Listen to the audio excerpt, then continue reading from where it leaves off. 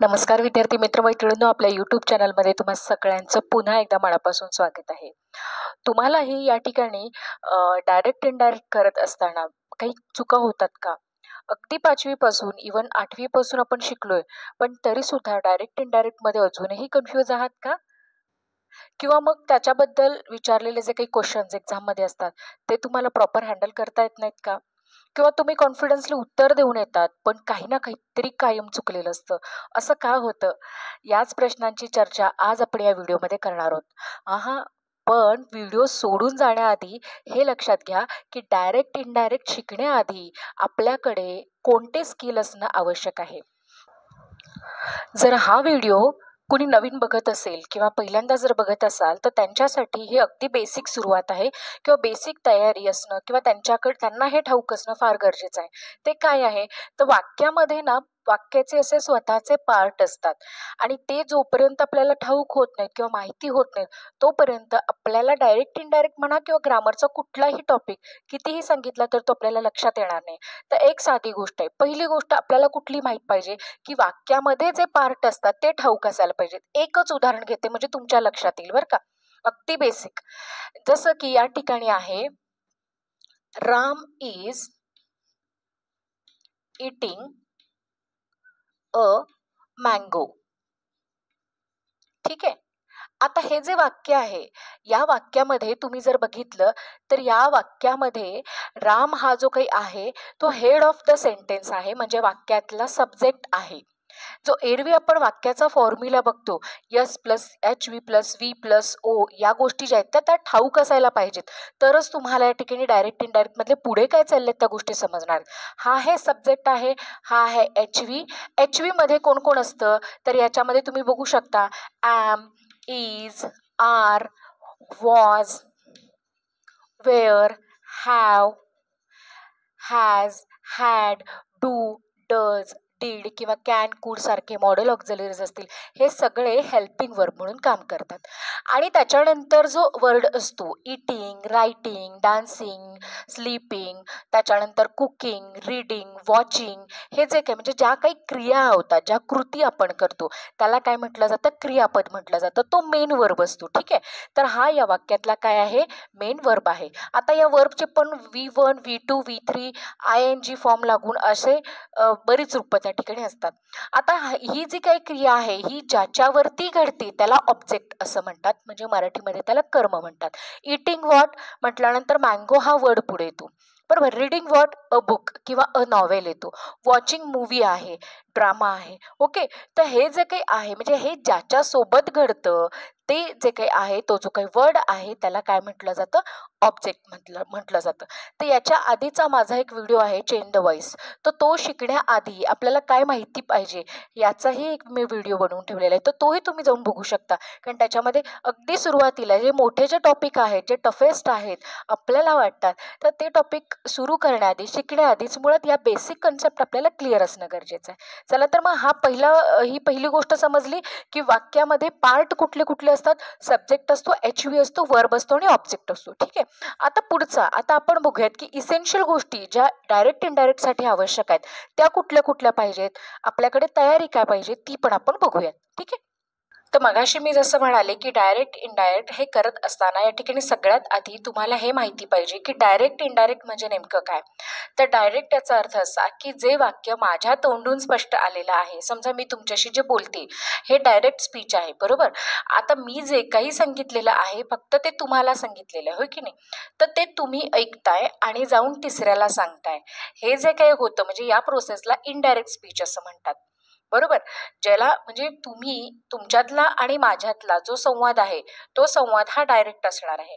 पण माझ्या तुमचं जे वाक्य आहे जेव्हा तुमच्यापर्यंत पोहोचतं आणि तुम्ही ॲज अ कन्वे म्हणून तुम्ही काय करता, की तुम्ही तो ट्रान्सफर करता की इतरांच्या पर्यंत. ठीक आहे. तर या गोष्टीला इनडायरेक्ट स्पीच म्हणतात. सगळ्यात पहिली ही गोष्ट झाली.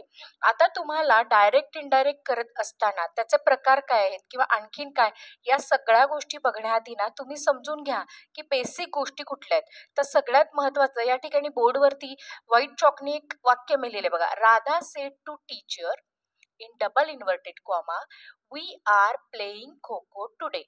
इन्व्हर्टेड कॉमा कंप्लीट म्हणजे full stop, inverted comma complete. हे जे वाक्य आहे हे कसं आहे, डायरेक्ट वाक्य आहे. हे डायरेक्ट वाक्य हे कशावरून समजलं? साधं गणित आहे. तुम्हाला या ठिकाणी ग्रामर यायची काही गरज नाहीये. एक साधी ट्रिक अशी आहे की जेव्हा हे इन्व्हर्टेड कॉमामध्ये वाक्य येतं तेव्हा आल्यानंतर ते वाक्य डायरेक्ट आहे असं समजायचं आहे. आता तुम्हाला एक्झाममध्ये करत असताना हे इनडायरेक्टमध्ये करावं लागणार आहे. म्हणजे हे इनडायरेक्ट करत असताना हा इन्व्हर्टेड कॉमा काढून टाकायचा आहे आणि ते राधा बोलते असं नाही, तर राधानी असं सांगितलं हे तुम्ही सांगायचं आहे. लक्षात आलं? तर ही प्रोसेस करत असताना याला काय म्हणतात, तर इनडायरेक्ट स्पीच म्हणतात. मग आता यामध्ये कुठले कुठले पार्ट असतात ते आधीच समजून घेऊयात. म्हणजे तुम्हाला जेव्हा डायरेक्ट इनडायरेक्ट ॲक्च्युअलमध्ये स्टार्ट करू तेव्हा तुम्हाला बेसिक गोष्टी माहिती असणार आहेत. फर्स्ट आहे तो म्हणजे रिपोर्टर. रिपोर्टर म्हणजे कोण? हा बोलणारा. म्हणजे ही जी राधा आहे तिला आपण रिपोर्टर म्हणूयात. लक्षात आलं? जो वाक्य प्रत्यक्षामध्ये बोलतो, मग इथं राधा आहे, राम आहे, किंग आहे, स्टुडंट आहे, ही आहे, शी आहे, वी आहे, यू आहे, आय आहे, जे काही असणार आहे वाक्याच्या अगदी सुरुवातीला तो रिपोर्टर असतो. बरोबर? तो डायरेक्ट बोलणारा असतो. ठीक आहे. त्याच्यानंतर रिपोर्टेड वर्ब. आता रिपोर्टेड वर्ब म्हणजे कोण? हा सेट टू आहे. ठीक आहे. तर सेट टू असेल किंवा आस्क असेल, टोल्ड असेल, यापैकी कुणीही असतो. हे लक्षात घ्या. मी काय म्हणते, रिपोर्टेड वर्ब माहिती असणं खूप गरजेचं आहे, कारण पुढे गेल्यानंतर याच्यामध्येच आपल्याला काही चेंजेस करायचे असतात. त्यामुळे याला म्हणायचं रिपोर्टेड वर्ब म्हणायचं. हा कोण झाला? रिपोर्टेड. हा रिपोर्टेड वर्ब झाला. ठीक आहे. त्याच्यानंतर आहे तो म्हणजे लिसनर, जो ऐकणारा आहे तो. मे बी कसं होतं की कधी कधी इथं आता लिसनर आहे, राधा सेड टू टीचर असं आहे, जो ऐकणार आहे. Said to teacher, Radha said to friends, Radha said to Ram, Radha said to Sita. या पद्धतीने जो लिसनर आहे तो पण तिथं काही काही वेळेला मेन्शन केलेला असतो आणि कधी कधी नसतोय, तो डायरेक्ट आपल्यालाही सांगितलं जातं. त्यामुळे आपणही लिसनर असू शकतो. Radha said I am playing cricket असं सुद्धा असू शकतं. त्यावेळी लिसनर आपण असतो. ठीक आहे. मग ते कोणाला म्हणायचं आहे, कोणाला उद्देशून म्हटलेलं आहे, हे सगळं नंतर बघूयात. पण लिसनर कोण आहे हे समजलं तुम्हाला? ठीक आहे. आणि रिपोर्टेड स्पीच. रिपोर्टेड स्पीच याचा अर्थ जे इन्व्हर्टेड कॉमामध्ये दिलेलं वाक्य असतं त्या संपूर्ण वाक्याला रिपोर्टेड स्पीच असं म्हटलं जातं, कारण ते रिपोर्टरच्या तोंडातून प्रत्यक्षात किंवा थेट आलेलं वाक्य असतं. त्यामुळे त्याला रिपोर्टेड स्पीच असं म्हणतात. समजलं? या ठिकाणी ह्या तिन्ही चारही गोष्टी तुम्हाला माहिती असणं फार गरजेचं आहे. आता एक गोष्ट येते की बऱ्याचदा विद्यार्थ्यांचं कन्फ्युजन हे डायरेक्ट इनडायरेक्ट आणि चेंज द व्हॉइस यामध्ये होतं. बऱ्याचदा कसं होतं की चेंज द व्हॉइस आणि डायरेक्ट इनडायरेक्टचे नियम जे आहेत ते मिक्स करतात मुलं आणि त्यामुळे ते कन्फ्यूज होतात की एक्झॅक्टली चेंज करायचं आहे किंवा नाही करायचं. यामध्ये कसं होतं की स्मूथली कुठल्या गोष्टीमध्ये बदल होतो हे लक्षात घ्यायचं आहे. कधी पण लक्षात घ्या, रिपोर्टर जो असतो त्यामध्ये बदल होत नाही, पण रिपोर्टेड वर्बमध्ये मात्र डायरेक्ट इंटू इनडायरेक्ट करताना बदल होतो. तो बदल कोणता आहे तो मी तुम्हाला पुढे जाऊन सांगणार आहे. त्याच्यानंतर मात्र इथे एक छोटासा कनेक्टिव्ह लागतो. कनेक्टिव्ह. आता कनेक्टिव्ह का लागतो? कारण हेही समजून घ्या. कारण जो इन्व्हर्टेड कॉमा आहे त्या इन्व्हर्टेड कॉमाच्या आधीचं जे सगळं वाक्य आहे तो एक म्हणजे ते एक वाक्य आहे असं समजायचं आहे आणि इन्व्हर्टेड कॉमामध्ये जे वाक्य म्हटलेलं आहे ते एक वाक्य. या दोन्ही गोष्टी वेगवेगळ्या आहेत हे आधी समजून घ्या. कारण काय आहे की जेव्हा डायरेक्ट इनडायरेक्ट तुम्ही करता तेव्हा ते करत असताना या दोन्ही गोष्टींचं मॅचिंग होणं किंवा दोन्ही गोष्टी माहिती असणं गरजेचं आहे. मी पुन्हा एकदा सांगते बघा, डायरेक्ट याचा अर्थ एखादं वाक्य त्या व्यक्तीने थेट बोललेलं असतं आणि इनडायरेक्ट याचा अर्थ काय, ते थेट बोललेलं वाक्य आपण तो मेसेज जो काही आहे, ती जी काही गोष्ट आहे ती समोरच्याला सांगत असतो त्याला इनडायरेक्ट म्हणायचं. यामध्ये रिपोर्टर जो आहे तो बदलत नाही, पण रिपोर्टेड वर्ब मात्र इनडायरेक्ट करत असताना मात्र थोडासा चेंज होतो. काही वेळेला होतो, काही वेळेला होत नाही. तो कुठे कसा होतो हे आपण सुरू झाल्यानंतर बघूयात, पण बदल इथं होतो. त्याच्यानंतर जेव्हा इन्व्हर्टेड कॉमामध्ये असणारं जे वाक्य आहे ते आणि इन्व्हर्टेड कॉमाच्या बाहेर असणारं जे काही मटेरियल आहे ते, या दोघांना जोडणारा एक कनेक्टिव्ह असतो. तो कनेक्टिव्ह थोडा थोडा वेगवेगळा असतो. थोडा थोडा वेगवेगळा याचा अर्थ मोस्टली दॅट वापरतात, पण वाक्याचे जे 4 प्रकार आहेत ज्याला सिंपल सेंटेन्स म्हणतो, एक्सक्लेमेटरी सेंटेन्स आहे, इम्पॅरेटिव्ह आहे, इंट्रोगेटिव्ह आहे, हे 4 प्रकार आहेत. ठीक आहे. सिंपल सेंटेन्स, आता हे प्रकार सुद्धा खूप सोपे आहेत.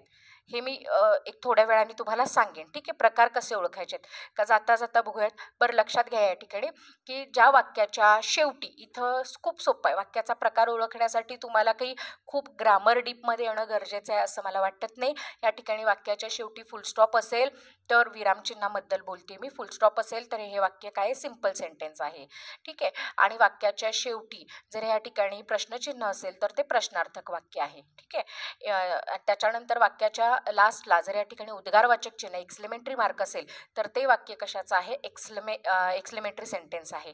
आणि वाक्याच्या शेवटी जर या ठिकाणी तुम्हाला आज्ञार्थी वाक्य असेल तर ते आज्ञार्थी वाक्य जर असेल तर या ठिकाणी एक्सक्लेमेशन मार्क्सही नसतो किंवा फुल स्टॉपही नसतो. त्या वाक्याची डायरेक्ट जी सुरुवात असते ती कशाने झालेली असते, वर्बनी झालेली असते, ठीक आहे. तर ते वाक्य ओळखणं खूप सोपं आहे आणि अगदी छोटंसं वाक्य असतं, पिटुकलं वाक्य असतं, त्यामुळे ते पटकन कळतं, ठीक आहे. हे 4 प्रकार असतात आणि यांना जोडणारा जो असतो तो जोडणारा कुठे भेटणार आपल्याला, या दोघांच्यामध्ये. कारण इथं हे पहिलं जे वाक्य आहे ते इथे येऊन संपतं, इथे येऊन संपल्यानंतर इथून जे स्टार्ट होतं ते वाक्य दुसरं असतं. त्यामुळे या दोघांनाही जोडणारा एक इथं वर्ड असतो, त्याला कनेक्टिव्ह असं म्हटलं जातं.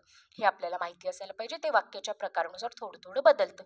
मग 4 प्रकार आहेत, 4 पैकी कुठला आहे, मोस्ट ऑफ दी दॅट हे वापरतात. पण काही वेळेला या ठिकाणी प्रश्नार्थक जे वाक्य असतं तिथं थोडासा बदल होतो.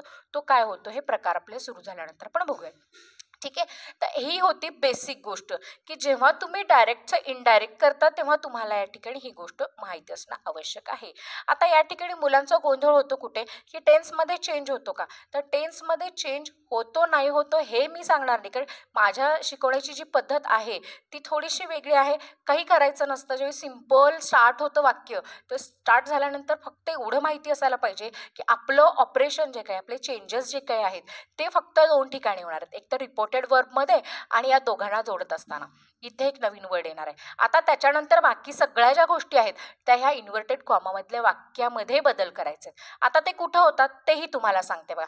ते कुठं होतात, इथं वी आहे बरोबर. आता इथं वी ऐवजी या ठिकाणी कुठला वर्ड वापरायचा, इथं जे सर्वनाम आहे त्या सर्वनामाऐवजी कुठले वर्ड्स वापरायचे, वी असेल तर नेमका कुठला काय आहे हे आपण बघणार आहोत. म्हणजे इथं बदल होणार आहे.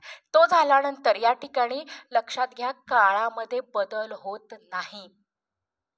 मी पुन्हा सांगते, डायरेक्ट इंटू इनडायरेक्ट करत असताना काळ बदलत नाहीत, हे समजून घ्या. कारण छोटे छोटे फक्त बदल करत जायचं आहे, बाकी काहीही बदल करायचं नाही. पण वाक्य किती जरी पल्लेदार आलं, किती जरी मोठं आलं तरी कन्फ्यूज व्हायचं कारण नाही. त्यामुळे ही बेसिक गोष्ट जी आहे ती बघून घ्यायची आपल्याला. त्याच्यानंतर वर्ड्समध्ये नेमके काय काय चेंजेस होतात ते पण आपण या ठिकाणी बघूया, ठीक आहे. मी मगाशी म्हणाले तसं काळामध्ये नेमके कुठले बदल होतात, जर तुम्ही काळानुरूप लक्षात ठेवत असाल, जर तुम्हाला काळ व्यवस्थित पाठ असतील, जर तुम्ही तिथं कन्फ्यूज होत नसाल तर जरूर तुम्ही काळानुरूप लक्षात ठेवा. पण मी तुम्हाला एक सल्ला असा देईन की जर तुम्हाला परफेक्ट समजायचं असेल तर काळांचा या डायरेक्ट इनडायरेक्टशी संबंध प्लीज जोडू नका. कारण जेव्हा तुम्ही काळाशी रिलेट करून हा टॉपिक शिकत असाल तर थोडंसं कन्फ्यूज होण्याची शक्यता आहे, परत जरासा गोंधळ वाढेल. त्यामुळं याचे जे काही नियम आहेत ते सेपरेट ठेवूयात आणि काळाचे नियम आपण वेगळे ठेवूयात, ठीक आहे. म्हणजे तुमचा गोंधळ होणार नाहीये. इथं साधं आहे, जेव्हा एखादा हेल्पिंग वर्ब जो काही आहे तो हेल्पिंग वर्ब डायरेक्टमध्ये असताना तो कसा असतो आणि तो इनडायरेक्ट जेव्हा आपण करतो तेव्हा वाक्यामध्ये काय बदल होतात. आता हे वाक्य, हे जे आत्ता मी तुम्हाला सांगते हे वाक्य डायरेक्ट स्पीचचं सांगते. डायरेक्ट स्पीच म्हणजे आपण मगाशी काय बघितलं की जे इन्व्हर्टेड कॉमामध्ये असणारं वाक्य आहे त्याला डायरेक्ट स्पीच असं म्हणतात, बरोबर आहे. तर त्या वाक्यामध्ये जे हेल्पिंग वर्ब येतात ते हेल्पिंग वर्ब जे आहेत त्याचं जे कन्व्हर्जन आहे ते इनडायरेक्टमध्ये करताना काय आहे ते आपल्याला बघायचं आहे. लक्षात घ्या मी काय म्हणते, जे इन्व्हर्टेड कॉमामध्ये वाक्य असतं की नाही त्याचं जेव्हा तुम्ही या ठिकाणी बनवता इनडायरेक्ट स्पीच तेव्हा हे बदल या ठिकाणी करायचे आहेत. जर समजा या ठिकाणी ॲम इज असेल तर त्याचा बदल वॉजमध्ये होणार आहे. समजा आर असेल तर त्याचा बदल वेअरमध्ये होतो. हॅव हॅज असेल तर तो हॅड असणार आहे. समजा इथं वॉज वेअर असेल तर तिथं हॅड बीन तयार होतो. कॅन आहे तर तो कुड होतो, विल आहे तर तिथं वुड होतो, शाल आहे तर तिथं शुड होतो, मे आहे तर तिथं माईट होतो. लक्षात आलं. हे जे काही बदल आहेत ना हे बदल डायरेक्टचे इनडायरेक्टमध्ये असणार आहेत. त्यामुळे वाक्यामध्ये जर समजा यापैकी कोणी असेल तर त्याचे बदल हे 100% असेच होतात. त्यामुळे मी मगाशी काय म्हणालं की जेव्हा इनडायरेक्टचं वाक्य म्हणजे डायरेक्टचं वाक्य तुम्ही इनडायरेक्टमध्ये करायला घेता तेव्हा करायला घेत असताना सगळ्यात महत्त्वाचं पथ्य हे आहे की क्रमाक्रमाने जायचंय. वाक्यामध्ये आपल्याला काहीही कुणाचीही जागा बदलायची नाहीये, हे आधी लक्षात घ्या. त्यामुळं जागा न बदलता आहे त्या वर्डला थोडंसं चेंज करावं लागतं. आता ते वर्ड पण प्रॉपर कुठले आहेत ते मी तुम्हाला या ठिकाणी सांगितलेले आहेत. हेल्पिंग वर्बमध्ये होणारे बदल जे आहेत ते आता आपण बघितलेले आहेत. ठीक आहे. आता पुढे अजून काही बदल आहेत ते आपण वर्ड्समध्ये काय बदल होऊ शकतात किंवा वाक्यामध्ये हा जर शब्द असेल तर त्याचं कन्व्हर्जन इनडायरेक्टमध्ये करताना काय होतं ते आपण बघूयात. आता या ठिकाणी काही वर्ड्स असतात ज्याचं डायरेक्ट सेंटेन्समध्ये आल्यानंतर इनडायरेक्ट जेव्हा तुम्ही करता ते काय बदल होतात बघा. वाक्यामध्ये यांची जागा कुठे असते हे मी नाही सांगू शकणार, कारण वाक्याचा रोख काय आहे किंवा वाक्याची रचना काय त्याच्यावरती ते डिपेंड करतं. त्यामुळे वाक्यामध्ये पुढील यापैकी कुठले शब्द असतील तर त्याचे बदल त्या ठिकाणी डायरेक्ट इंटू इनडायरेक्ट करताना या पद्धतीनं करायचं आहे. तर या ठिकाणी पहिलं जे वाक्य आहे दीज आहे, दिसचं दॅट होणार आहे, दिस आहे तर त्याचं दोज होणार आहे, हिअर आहे तर देअर होणार आहे, टुडे आहे तर दॅट डे होणार आहे, टू नाईट आहे तर दॅट नाईट होणार आहे, टुमॉरो आहे तर द नेक्स्ट डे होणार आहे, येस्टरडे आहे तर प्रिव्हियस डे होणार आहे. ठीक आहे.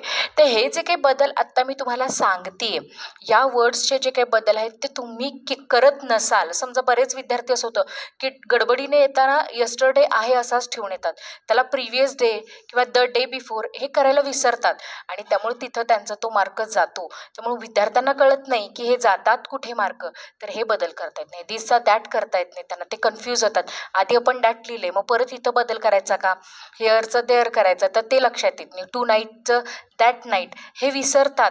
त्यामुळे हे जे काही बदल आहेत ते तुम्हाला पाठच पाहिजेत. मग आता तुम्ही म्हणाल मॅडम असे किती शब्द आहेत की जे आम्हाला लक्षात ठेवू. हो, हे मात्र तुम्हाला लक्षातच ठेवावे लागणार आहेत, फार नाही आहेत. आणखीन थोडे शब्द आहेत, अजून थोडे वर्ड्स आहेत, हे थोडंसं लिहून घ्या, याचा स्क्रीनशॉट घ्या आणि या व्यतिरिक्त अजून कुठले वर्ड्स आहेत ते पण आपण बघूयात. हे जे काही नोट्स आहेत ते घरी काढा तुम्ही आणि ते काढल्यानंतर मगच तुम्ही डायरेक्ट इनडायरेक्ट जो काही टॉपिक आहे तो शिकायला बसा.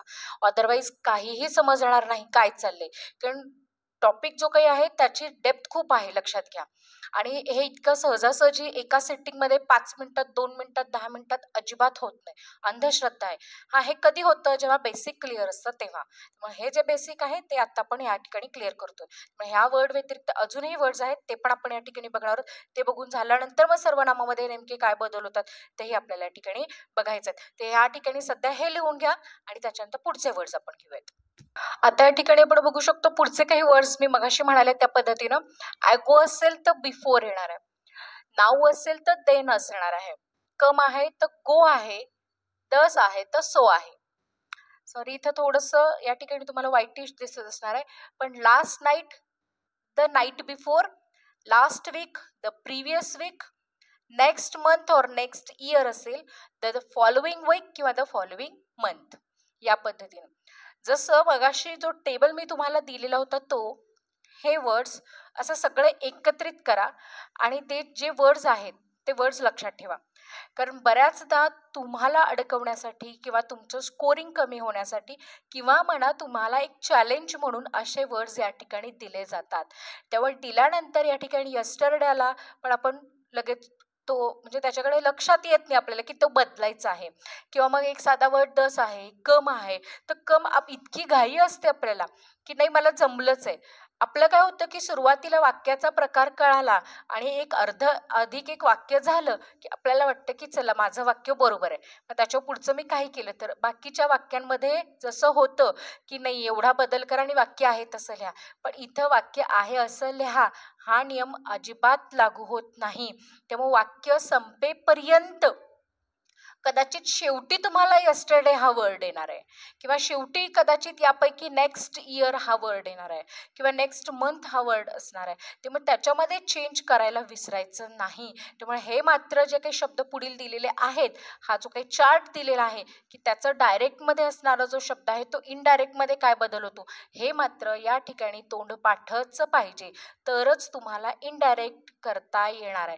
नाहीतर परत तुमच्या इनडायरेक्ट स्पीचमध्ये तुम्ही जे काही केलेले चेंजेस असतात किंवा तुम्ही जे वाक्य बनवता, तुम्ही जे आन्सर लिहिता त्यात काही ना काहीतरी त्रुटी राहते आणि मग मार्क्स जातात. कारण कसं होतं हे 2 मार्कांना असतं वाक्य, लक्षात घ्या. हे 2 मार्कासाठी असतं. मग 2 मार्क कशासाठी असतात तर सुरुवातीला कसं होतं म्हणजे हे 2 मार्क कुठे देतात सांगते. जे आपण सुरुवातीला बघितलं की नाही, म्हणजे इन्व्हर्टेड कॉमाच्या आधीचं एक वाक्य आहे असं समजायचं आणि इन्व्हर्टेड कॉमामध्ये जे सगळं असतं ते एक वाक्य, म्हणजे रिपोर्टेड स्पीच एक वाक्य आहे असं समजायचं. मग तुम्ही जे वाक्याच्या सुरुवातीला जे काही आहे अर्धवाक्य, म्हणजे एक मार्क जो असतो की नाही, तो मार्क तुम्हाला तिथं मिळतो. कुठं?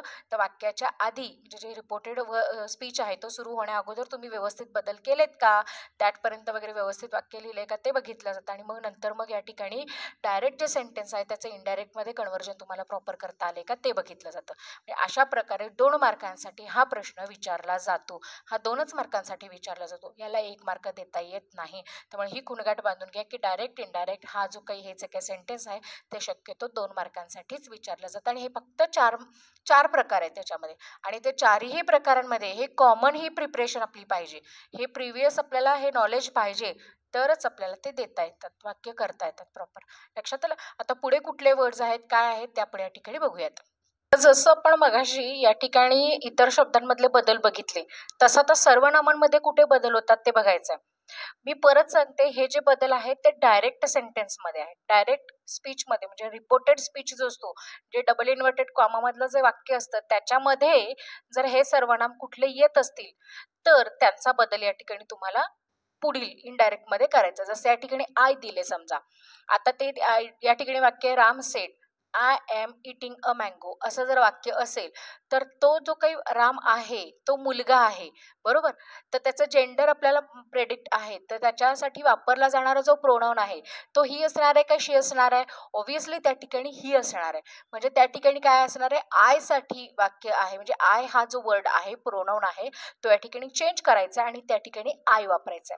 समजा राधा सेड डबल इन्व्हर्टेड कॉमामध्ये I am completing my study किंवा आय एम वॉचिंग मूव्ही असं जर असेल, तर त्या आयच्या बदल्यामध्ये या ठिकाणी काय होणार आहे, शी येणार आहे. मग आता ॲम आहे म्हटल्यानंतर ॲमचा बदल काय होतो तिथं, वॉज मध्ये होतो. हे कुठं दिलंय मी, या ठिकाणी तुम्हाला याच्या आधीचा एक चार्ट दिलाय त्याच्यामध्ये दिलेलं आहे, होय की नाही. म्हणजे असे छोटे छोटे बदल करत तुम्हाला पुढे जायचं. समजा त्या ठिकाणी जर वाक्यामध्ये मी असेल, हा, तर त्यामध्ये चेंजेस कुठं होतात, हिम किंवा हर मध्ये होतात. ठीक आहे, हे कळालं. आय मी मायचा बदल कशामध्ये होतो, ठीक आहे. तर वी अस आणि आवर, वी असेल जर वाक्यामध्ये त्या ठिकाणी, हा, तर या ठिकाणी काय येणार आहे, दे येणार आहे. अस आहे देम होणार आहे, आवर आहे देअर होणार आहे. यू आहे, आता यू यू यू, आता या ठिकाणी तुम्हाला दोन्ही दिसत असतील.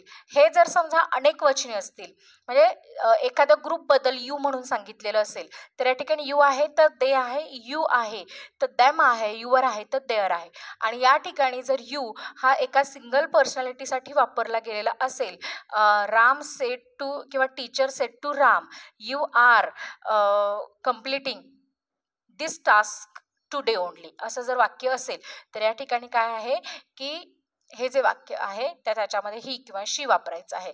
मग यामध्ये यू असेल तर हिम किंवा हर येणार आहे, युअर असेल तर हीज किंवा हर येणार आहे.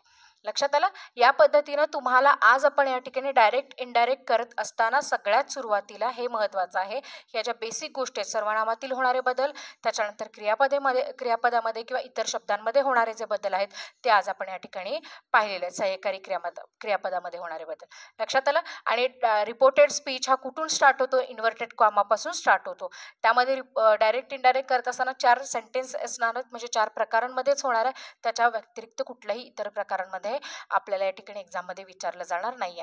त्यामुळे फक्त स्टेप फॉलो करा या ठिकाणी, आणि त्या स्टेपनुसार तुम्ही जर वाक्य तयार केलं तर डेफिनेटली तुम्हाला काय होऊ शकतो, डायरेक्ट इनडायरेक्टमध्ये एकही मार्क जाणार नाही आहे. तुम्हाला आता या ठिकाणी डायरेक्ट इनडायरेक्ट शिकण्यासाठी तुम्ही प्रिपेअर झालेला असणार आहात, कारण बेसिक ज्या गोष्टी होत्या त्या सगळ्या आपल्याला समजलेल्या आहेत. सर्वनामातील होणारे बदल, हेल्पिंग वर्बमध्ये होणारे बदल, इतर शब्दांमधील बदल, त्याचबरोबर टेन्सनुसार जर तुम्ही शिकायचं ठरवलं तरी सुद्धा सोपा जाणार आहे. आणि टेन्स सोबत जरी शिकायचं नसेल तरी सुद्धा तुम्हाला जो काही डायरेक्ट इनडायरेक्ट आहे तो सोपा जाणार आहे. जर व्हिडिओ आवडला असेल, समजला असेल तर नक्की लाईक करा, शेअर करा, आणि चॅनलवरती नवीन असाल तर प्लीज सबस्क्राईब करा. धन्यवाद.